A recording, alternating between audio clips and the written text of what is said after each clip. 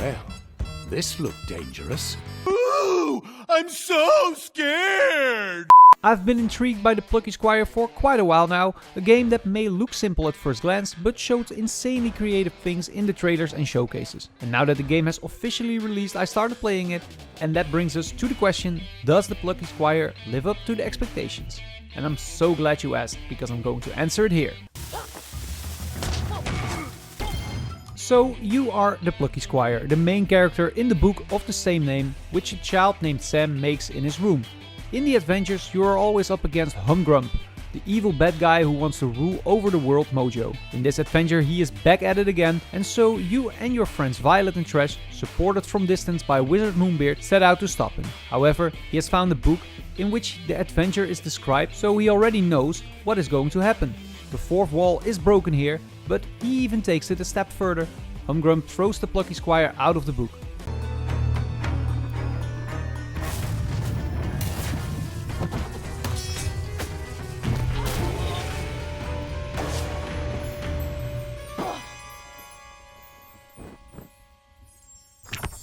And without the Plucky Squire, Humgrump rewrites the plot in order to rule over Mojo.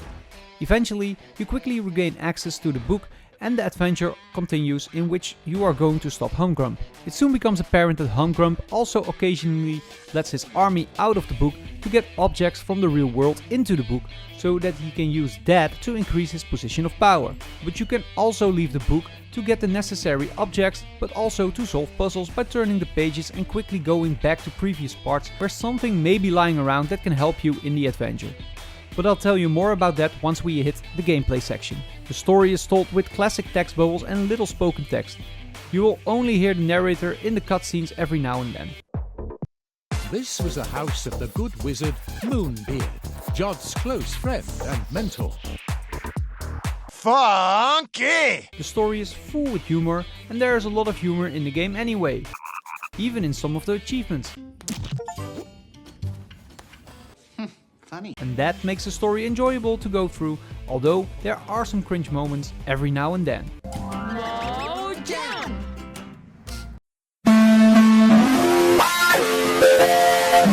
The gameplay is basic platforming and puzzling. This platforming happens either in the 2D world, but sometimes also in 3D in the real world. This is all relatively standard work, and part of this is defeating enemies. You do this with fairly basic combat, where you can swing with your sword and hit enemies. You can learn a jump attack and a spin attack, but the essence is just dealing hits and making sure you don't get hit.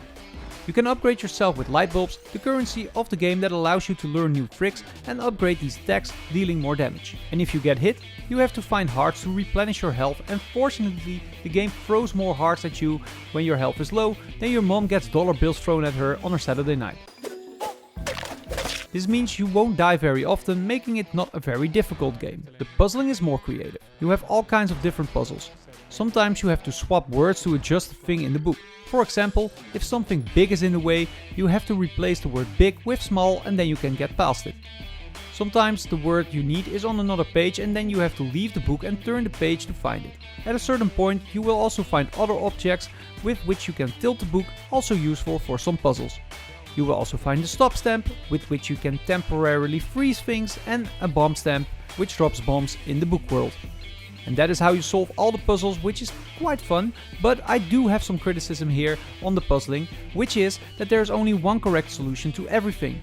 There is no room for other creative solutions by the player, and that is not necessarily bad, but since I've been playing Zelda Echoes of Wisdom lately a lot, it is a huge contrast and therefore a bit of a shame, given that in that game you get the feeling that you have dozens of ways to solve puzzles or overcome obstacles. But hey, I also don't want to judge the game too much on what it isn't doing. Where the gameplay really shines is in the incredibly creative variations in the gameplay. Basically it is puzzling and platforming, but this is being switched up so incredibly creatively that it continuously surprises you. Which is actually a good thing.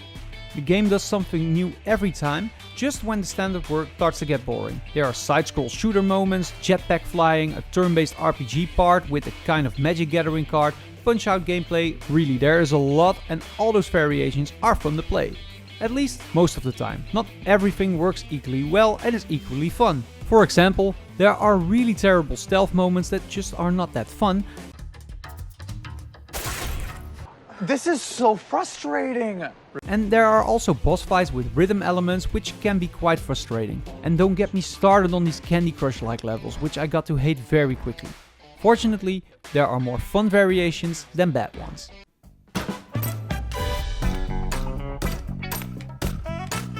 In theory, you have two types of graphics. The drawn 2D style in the book and the 3D real world. They both look nice and cutesy, and with those two variations the game could actually make it work already.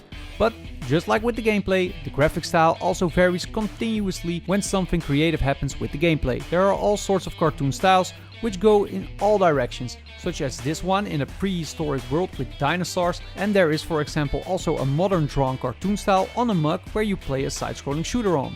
It is all very cool, and also here it keeps surprising you.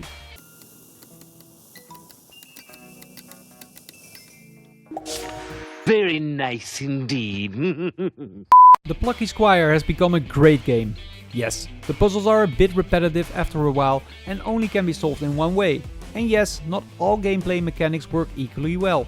But the creativity here is sky high, and that carries the game throughout, really bringing it to a higher level. The game is available for around €20 and will give you 7 hours of great entertainment. I give the Plucky Squire an 8.9. A really good game, but just not 9+ good. Nevertheless, go play this. And that brings us to the end of this review. What did you think of the Plucky Squire? Let me know in the comments, and don't forget to like and subscribe if you like this video. And for live gameplay, check out my Twitch on twitch.tv/gameplayofj, and don't forget to follow there too. And for more content, check my suggestions on the left or the channel at the right. For now, thanks for watching, and until the next video, bye!